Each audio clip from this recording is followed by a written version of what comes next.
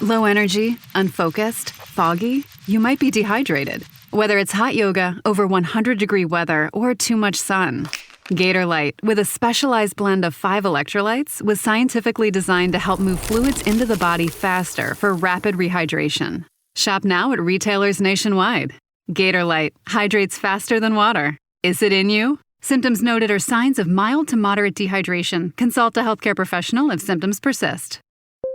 When you need to build up your team to handle the growing chaos at work, use Indeed Sponsored Jobs. It gives your job post the boost it needs to be seen and helps reach people with the right skills, certifications, and more. Spend less time searching and more time actually interviewing candidates who check all your boxes. Listeners of this show will get a $75 sponsored job credit at Indeed.com/podcast. That's Indeed.com/podcast. Terms and conditions apply. Need a hiring hero? This is a job for Indeed Sponsored Jobs. Salut à toutes, salut à tous. 3e étape de la Vuelta aujourd'hui. Et déjà, la première étape de montagne entre Gruissan et Font-Romeu. On est en France pour l'instant sur cette Vuelta. Une étape de montagne, même si les 130 premiers kilomètres sont plats. Ensuite, on enchaîne 2 ascensions d'abord. Le premier col de première catégorie de cette Vuelta, le col de Montlouis. 5% de moyenne, mais sur 19 km. C'est évidemment très long. Et il y a tout juste une toute petite redescente avant la montée finale. Col de 2e catégorie, Font-Romeu, la montée vers Font-Romeu, 10 km. Là encore à 5% de moyenne. Donc en vrai, on a 30 km d'ascension à 5% pour finir cette étape avec juste une petite descente au milieu. C'est pas très pentu, donc Tadej Pogačar ne devrait pas faire des énormes écarts a priori, même s'il reste le favori pour la victoire finale. Les autres coureurs du classement général devraient pouvoir le suivre et tenter de se disputer la victoire dans un petit sprint au sommet de Font-Romeu. Primož Roglič, qui est bon dans les efforts courts, pourrait avoir son mot à dire. Matthias Kjelmose, Félix Gall, Oscar Onley, Henrik Mas, Sepp Kuss, Richard Carapaz ou encore Marco Brenner. Le but, c'est de rester dans la roue de Pogačar et puis peut-être aussi d'aller chercher la gagne dans le final. Mais on a aussi peut-être des coureurs qui ne sont pas des coureurs de classement général et qui sont capables de survivre à cette ascension, à ces 5%. Je pense notamment à Phil Fischer-Black, l'équipier de Roglič du côté de la Red Bull Bora-Hansgrohe. Puncher qui peut être là dans le final. C'est pareil pour les équipiers de Pogačar, Jevine et Joao Almeida. Pourquoi pas aussi un Pablo Castrillo, un Valentin Paré-Peintre, un Ariel de Terrada ou Santiago Buitrago. Par contre, ça devrait quand même être trop dur pour les profils plus sprinter puncher comme Wout van Aert, comme Mats Pedersen, Mathieu Brennan, vainqueur hier. Même pour Axel Laurent, ça devrait être compliqué. Par contre, on peut peut-être compter sur Léo Bizio aussi aujourd'hui pour figurer dans le final de cette 3e étape, qui est une étape de montagne, mais avec un petit peu de suspense. Il faut en profiter parce que les autres étapes de montagne, c'est sûr, seront gagnées par Pogačar. Aujourd'hui, c'est probable, mais pas certain. Chute de Bellocchi juste devant Armstrong qui est parti dans le terrain. Et attaque de Pierre Roland. Voilà ce que nous disons depuis le début de ce Tour de France. Une chute terrible. Christopher Froome à pied. Mais quelle image du Tour. On n'a jamais vu ça. 100% cyclisme, le podcast du vélo en direct. Ça va Marion? Désolé. C'est parti pour 174 km aujourd'hui. Mais avec ce profil tout plat, je n'ai même pas parlé de la possibilité pour une échappée d'aller au bout parce que c'est le profil où vraiment, pour les échappées, c'est impossible. 130 km tout plat, ça veut dire que les grimpeurs ne peuvent pas vraiment partir sur ce profil. Il n'y a que les rouleurs qui peuvent s'échapper. Et ensuite, quand ça montera, ils seront en grande difficulté, même si là, on a directement des attaques là, avec un petit groupe qui sort là, dès le kilomètre 0. On retrouve, tiens, Ethan Hayter, décidément, il est surmotivé. Ethan Hayter, il est encore là pour prendre l'échappée, alors que cette fois-ci, non, le maillot rouge, il ne pourra plus l'avoir. Magnus Cort pour l'Unox Mobility, qui est là aussi. Lui qui a plutôt déçu hier, qui n'était pas du tout là dans le final. On a un coureur pour la Kern Pharma, c'est le luxembourgeois Mats Wenzel. Olivier Legac pour la Groupama FDJ aussi là. Timo Roussen pour la Picnic PostNL. Asbjørn Elmose aussi pour la Jayco Alula. Donc voilà, là c'est clairement des profils de rouleurs que des profils de grimpeurs. Donc sur le plat, ces coureurs-là vont pouvoir peut-être prendre un petit peu d'avance si on les laisse partir. Mais dans les 30 derniers kilomètres qui seront en ascension, comment résister ensuite au retour de la Team Emirates et de Tadej Pogačar? Ça paraît compliqué. En tout cas là, ils sont partis, on les laisse partir. Complètement, on ne les poursuit pas et on pourra avoir l'échappée faite après seulement même pas 1 kilomètre. On a un seul coureur qui a tenté de rejoindre les 6 coureurs à l'avance, c'est Milan Vader pour la Pinarello Q36.5, mais il n'a pas réussi. Là, il était en chasse-patate et finalement, il est repris par le peloton. On est parti depuis une quinzaine de kilomètres et on a donc bel et bien notre échappée de 6 coureurs qui ont déjà 2 minutes. 2 minutes d'avance sur le peloton où on voit déjà des coureurs de la Team Emirates aux avant-postes qui vont commencer à gérer. Ce qui sous-entendrait évidemment que Tadej Pogačar veut la victoire d'étape, mais est-ce vraiment une surprise? Il la voulait déjà hier alors que c'était pas du tout, enfin pas vraiment son terrain. Aujourd'hui, c'est beaucoup plus son terrain. Il en fera probablement qu'une Vuelta avant la fin de sa carrière. C'est aujourd'hui, c'est celle-ci. Donc il va vouloir gagner un maximum d'étapes en commençant probablement par aujourd'hui. Enfin en commençant, non, en récoltant peut-être une deuxième aujourd'hui après le prologue inaugural. 120 km de l'arrivée, l'écart qui ne montera pas au-dessus des 2 minutes 30. Pour les 6 hommes à l'avant, Magnus Cort, Olivier Legac, Ethan Hayter, Asbjørn Elmose, Timo Russen et Mats Wenzel. Parce que la Team Emirates se gère. Et puis attention, aujourd'hui, il y a quand même du vent. Là, on est dans le sud de la France où ça souffle toujours là, sur la côte de la Méditerranée. Et sur ces passages très plats, très dégagés, il pourrait y avoir des risques de bordure peut-être. Et voilà, il y a des cassures là. Il y a des cassures à 90 km de l'arrivée. La Team Emirates qui force un petit peu le rythme, le train. Et ça lâche un petit peu de partout le peloton qui se divise en 2, en 3. Donc là, il faut voir s'il y a des favoris qui ont été surpris, qui ont été lâchés, qui sont dans les groupes à l'arrière. On ne sait pas trop encore, mais ça roule pour la Team Emirates. Mais il y a d'autres équipes aussi qui viennent rouler. La Lidl Trek. Donc Skelmose doit être là. On a la Net Compagnie Neos d'Oscar Only. La Red Bull de Primoz Roglic. Peut-être un petit peu moins de Decathlon. Il y a peut-être Félix Gall ou Léo Bizio ou les deux là qui se sont fait avoir. Parce que je vois aucun maillot de la Decathlon aux avant-postes. Attention à ces bordures. Alors on est quand même encore loin de l'arrivée. Il y aura probablement des occasions de rentrer un peu plus tard. Mais en tout cas, cette accélération a aussi fait du mal aux échappés. Il n'y a plus que 40 secondes. Il y avait 2 minutes. Et là, la Team Emirates a accéléré franchement pour faire ses bordures. Et ça fait 40 secondes. Et là, on voit un groupe ça y est, qui rentre de l'arrière. Ouais, il y avait beaucoup de Decathlon. Il y avait aussi Jarno Vidar. Ça, c'est un groupe qui vient de rentrer, qui s'était fait surprendre. Ouais, toute la Decathlon était là. Hein. C'est pour ça aussi que la Net Compagnie Neos ou les Lidl Trek se sont mises à rouler. Mais c'est en train de rentrer dans l'ordre parce que là, on traverse un village avec des maisons de chaque côté de la route. Et donc, forcément, on est protégé du vent. On a pu rentrer. Mais attention, on va de nouveau être à découvert très bientôt. Et le peloton qui s'est calmé, qui s'est regroupé. Tous les coureurs un petit peu distancés à l'arrière qui sont rentrés parce qu'on a cessé d'accélérer. Le vent est toujours là, mais le terrain est quand même moins propice aux bordures. Et ça va faire du bien aux échappés qui ont immédiatement recreusé. Alors eux, ils sont allés au même rythme sans se poser de questions. C'est vraiment le peloton qui a accéléré, puis qui ensuite a ralenti. Et l'écart qui remonte là à l'instant au-dessus des 2 minutes. Alors que l'on est à 70 km de l'arrivée et que la route va tout doucement mais gentiment commencer à grimper petit à petit avant le pied du col de Montlouis et ses 20 km à 5%. On va monter un petit peu comme une courbe exponentielle là. On aura d'abord le sprint intermédiaire et c'est très certainement pour celui-ci que Ethan Hayter est à l'avant, marquer des points dans la lutte pour le maillot vert qui pourrait être pourquoi pas un objectif pour lui. On va s'intéresser à un des échappés. Alors Ethan Hayter, on l'a fait hier. On a 2 coureurs sur la moindre victoire en carrière. Ce sont Asbjørn Elmose, le Danois de la Jayco, et Mats Wenzel, le luxembourgeois de la Carne Pharma. Olivier Legac, il en a gagné une dans sa carrière. C'était une étape des 4 jours de Dunkerque en 2018. Timo Russen en a gagné 4, mais aucune au niveau World Tour. Et puis Magnus Cort, bien sûr, c'est un palmarès beaucoup plus impressionnant. Le moustachu danois de 33 ans qui compte 36 victoires en carrière, dont plusieurs au niveau World Tour. Il compte d'ailleurs une victoire d'étape au moins sur les 3 grands tours, mais il a quand même remporté 6 victoires sur la Vuelta, 2 sur le Tour de France et 1 sur le Giro. Coureur qui a rejoint le niveau World Tour en 2014 du côté de l'Orica Green Edge. L'actuel Jayco Alula, il y est resté 4 ans, puis a passé 2 saisons à l'Astana en 2018-2019, puis 4 saisons du côté de l'IF avant de rejoindre l'UNOX Mobility en 2024. Et Magnus Cort, c'est sa dernière année.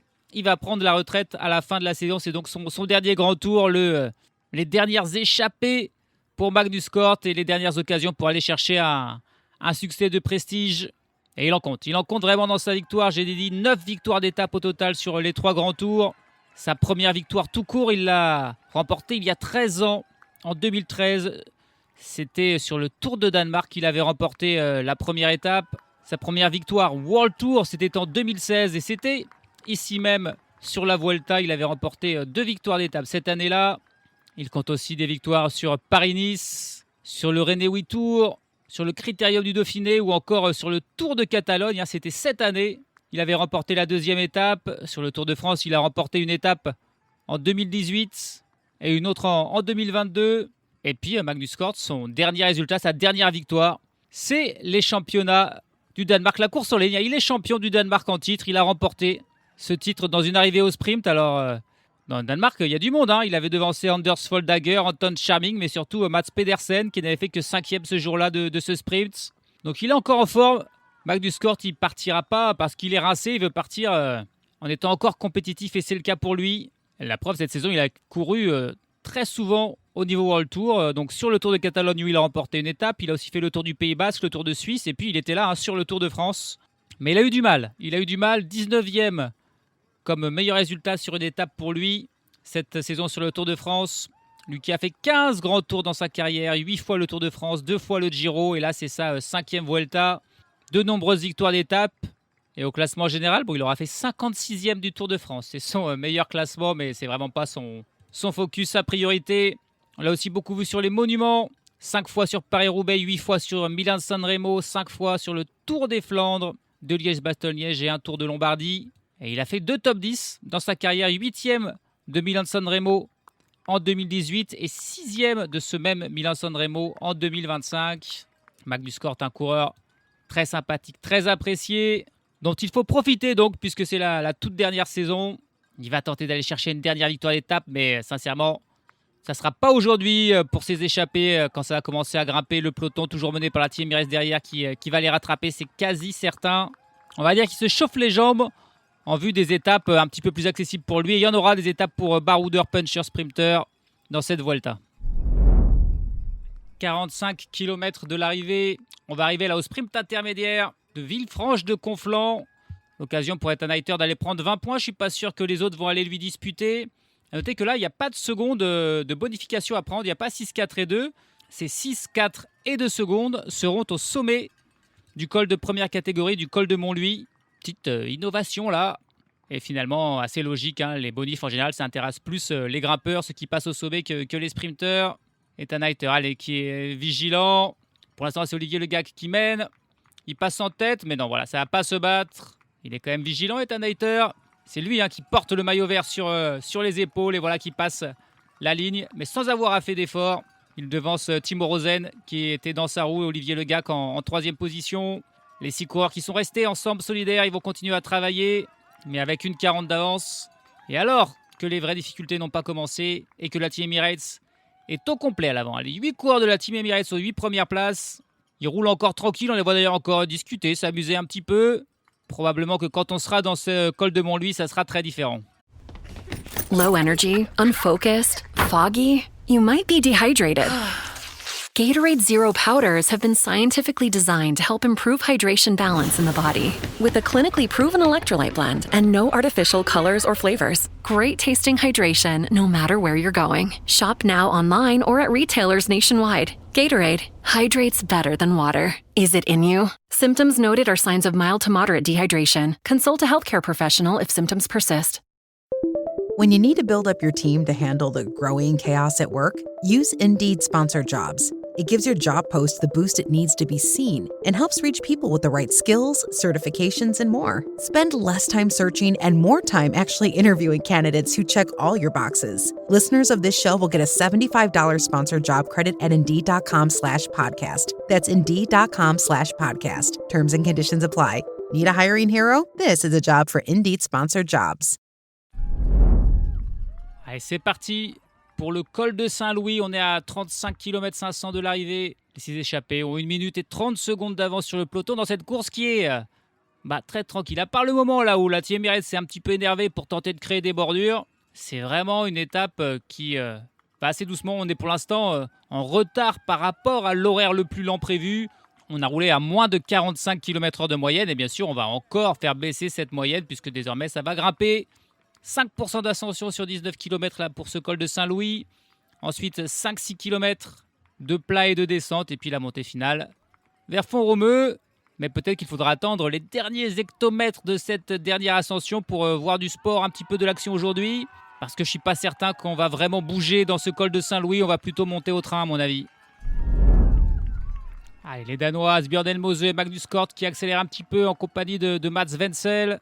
Parce qu'ils ont senti que le peloton était désormais beaucoup plus proche. C'est passé sous la minute, 45 secondes d'avance.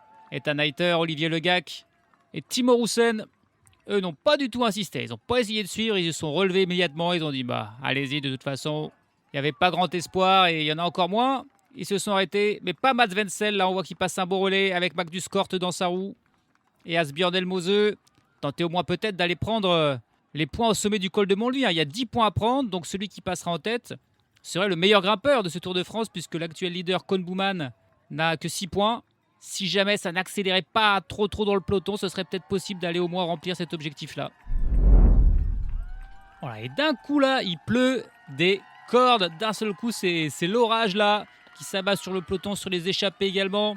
Sur Mats Wenzel qui est clairement le plus motivé des hommes à l'avant. Ça a lâché là pour Asbjørn Elmose. Il y a encore Magnus Kort qui s'accroche dans la roue du Luxembourgeois, mais probablement plus pour longtemps. Mats Wenzel est déchaîné, il veut passer en tête au sommet, mais il a encore 7 km 700 d'ascension. Et ça y est, ça y est. Magnus Kort a lâché, Magnus Kort a explosé. Et il a l'air en grande forme ce Mats Wenzel. Il maintient un bel écart avec le peloton, 40 secondes d'avance. Est-ce qu'il peut tenir jusqu'au bout, jusqu'à la montée du col de Saint-Louis? Et puis ensuite, il faudra faire très attention dans la petite descente parce qu'avec cette pluie-là qui s'abat de manière très intense, ça sera glissant, ça sera dangereux. Et bien décidément, c'est pas la première fois que ça arrive cette saison. Qui dit orage dit risque de coupure de la diffusion. Et là, il n'y a plus d'images. On nous montre seulement des images fixes de la ligne d'arrivée où évidemment il pleut des cordes. Les pauvres supporters qui sont là s'abritent comme ils peuvent sous les parapluies, les kawaii, mais c'est très compliqué. On n'a plus aucune information sur la course. Aux dernières nouvelles, Mats Wenzel était devant avec encore une trentaine de secondes d'avance sur le peloton. Pas sûr que ça lui sera suffisant pour passer en tête du col de Montlouis. Les conditions sont dantesques aussi bien pour les coureurs, pour les diffuseurs que pour les suiveurs. Et là, d'accord. Là, même l'image qu'on avait fixe de l'arrivée, même ça a coupé. Écran noir. Écran noir. On n'a plus rien pour l'instant pour suivre la fin de cette étape. Et on n'a plus la moindre information. Même Radio Tour est coupé. Là, c'est problème pour tout le monde. Hein. Pour moi, mais aussi les commentateurs à la télé. Là, ils ne savent plus quoi dire. Il n'y a plus rien à voir. Allez, là, on retrouve une image pour nous montrer une averse de grêle. Une averse de grêle sur la route. Bon, là, mais je pense qu'ils vont même arrêter la course, en fait, là, parce que là, je vois pas comment les coureurs... Alors, c'est pas sur les coureurs qu'on nous montre ça, c'est plus dans le parking des camions, vers l'arrivée. Mais si c'est comme ça ici, c'est pareil sur la route. Là, il y a une couche de grêle. Il n'est pas impossible que la course soit neutralisée, soit arrêtée, même au final, je ne sais pas. On voit... il y a des rivières d'eau, de grêle, au milieu des voitures. Donc s'il y a ça sur la route, évidemment, ils ne pourront plus trop passer. Pas impossible que la course n'aille pas jusqu'à son terme au final. En tout cas, on n'a toujours pas d'image des coureurs. Hein. Alléluia, on a une image avec un duo à l'avant. Et c'est Lorenzo Fortunato qui est sorti du peloton pour revenir sur Mats Wenzel. Il continue la course, mais alors là, c'est dans des conditions, mon pauvre, c'est une catastrophe. Ils sont sous la grêle, sous les éclairs, sous la pluie. Il y a encore du monde dans ce peloton, hein. Encore peut-être bien 70-80 coureurs. Ah là, forcément, on roule un peu plus lentement. On n'est toujours pas dans la descente. On n'a toujours pas passé le sommet du col de Montlouis. Fortunato, là, il va en profiter probablement pour passer au sommet. C'est peut-être lui qui va prendre les 10 points. Et aussi les 6 secondes de bonification puisqu'elles sont là-haut. Mais quand même, c'est beau ce que fait Mats Wenzel qui est toujours là. Et alors, je ne sais pas ce qu'ils ont fait aussi, les organisateurs. Ils ont déjà donné le prix de la combativité du jour. Ils l'ont donné à Magnus Kort. C'était à 25 km de l'arrivée. Là, franchement, c'est absurde. Quand est-ce qu'ils vont arrêter de donner ces prix de la combativité avant la fin de la course? Mats Wenzel le mérite bien plus. Et allez, voilà, le sprint au sommet entre Fortunato et Mats Wenzel. On va peut-être pouvoir ça, même si c'est très compliqué de distinguer quelque chose. Le peloton qui, lui, est pointé à 20 secondes du duo Wenzel-Fortunato. Et c'est, il me semble, c'est très compliqué. L'image coupe, l'image saccade. C'est Mats Wenzel qui a quand même dû passer en tête, en plus, là, prendre les 10 points devant Lorenzo Fortunato. Oula, attention, qu'est-ce qui se passe là? Ah ouais, il y a des coureurs qui s'arrêtent, qui s'abritent sous des petits toits parce que la grêle là fait mal. Alors ce sont les coureurs qui ne jouent pas le classement général qui s'arrêtent parce qu'ils s'y perdent un petit peu de temps, c'est pas grave. Là on voit Tadej Pogačar qui est tout simplement en tête du peloton, qui continue de rouler, mais bien sûr on demande d'y aller mollo. Là ils se font punir. Ils sont punis par la nature, il n'y a pas d'autre mot. Pogačar qui donne des signes, qui probablement dit on va s'arrêter, on va trouver un abri ou on va y aller tout doucement. Là les pauvres spectateurs aussi, ils prennent cher. Et là qu'est-ce qu'ils font là? J'ai l'impression qu'ils sortent du parcours. Mais qu'est-ce qui se passe là? Mais j'ai rarement vu ça. De la pluie j'ai vu, de la grêle des fois, mais alors là c'est un déluge infernal et j'ai l'impression qu'ils sont sortis là. Ils ont pris une petite route sur la droite. Peut-être ils ont vu qu'il y avait un abri pour aller s'y mettre, se protéger de la grêle. C'est bon, ils sont avec leur petit maillot lycra, ils se font fouetter là, lapider par la grêle. Situation très très confuse. Est-ce que la course est arrêtée ou pas? On n'est pas sûr. En tout cas, il y a plein de coureurs, c'est sûr, qui se sont arrêtés sur le bord de la route en attendant que la grêle passe. Le peloton principal, lui, va s'arrêter aussi. Ouais, on neutralise la course, a priori, c'est officiel. Non, mais c'est obligé. Ils se font défoncer par la grêle, c'est terrible. C'est terrible. Alors, ça va pas durer longtemps, ça va passer. Et ils vont peut-être repartir une fois que ce nuage, cet orage de grêle terrible, aura fini de les assommer, là. Et on n'a pas d'image de Mats Wenzel et de Lorenzo Fortunato. Est-ce qu'eux aussi sont au courant que la course est neutralisée? On l'espère. Là, les organisateurs, en plus, ils n'arrivent pas à communiquer forcément avec les voitures parce que, à cause des problèmes de transmission, là, c'est un gros bordel. Quelle image absurde on est en train de voir là. Tous les coureurs qui sont en train de s'abriter dans un espèce d'hôtel là, dans le hall d'un hôtel. Ils sont tous grelottants. Il y en a qui ont le sourire et il y en a qui vivent la pire journée de leur vie. Ça dépend de la résistance à la souffrance et au froid. Et alors là, je ne sais pas quel est cet hôtel qui se retrouve avec 150 coureurs qui viennent pourrir son hall d'entrée parce qu'il continue de pleuvoir, il continue de grêler. Mais alors voilà, les coureurs qui étaient à l'arrière arrivent petit à petit. On leur dit allez vous abriter là-bas, allez vous abriter là-bas. Moi, je m'inquiète vraiment du duo qui était à l'avant. Wenzel, Fortunato, où ils sont? Perdus dans la pampa, eux ils se sont engagés dans la descente, hein. Donc j'espère qu'ils ont pu eux aussi trouver un abri. Pour l'instant on a seulement une image de cette entrée de l'hôtel avec les coureurs qui rentrent, qui vont se réchauffer et on annonce l'annulation. Annulation, terminé, bonsoir, l'étape est annulée, on reprendra pas. C'est vrai que là c'était trop bordélique là, refaire ressortir les coureurs ensuite de cet hôtel, reprendre leur vélo, relancer la course avec des écarts, on savait pas trop. Wenzel, Fortunato, on ne sait pas où c'est. Là, on nous annonce en direct l'annulation de cette étape. Il n'y aura pas de vainqueur, probablement pas de temps pris non plus. On va attendre encore un peu quand même pour en être sûr. Mais là, on nous annonce l'annulation pure et simple de cette fin d'étape. Bon, une journée pour rien en gros, hein. L'étape est bel et bien annulée.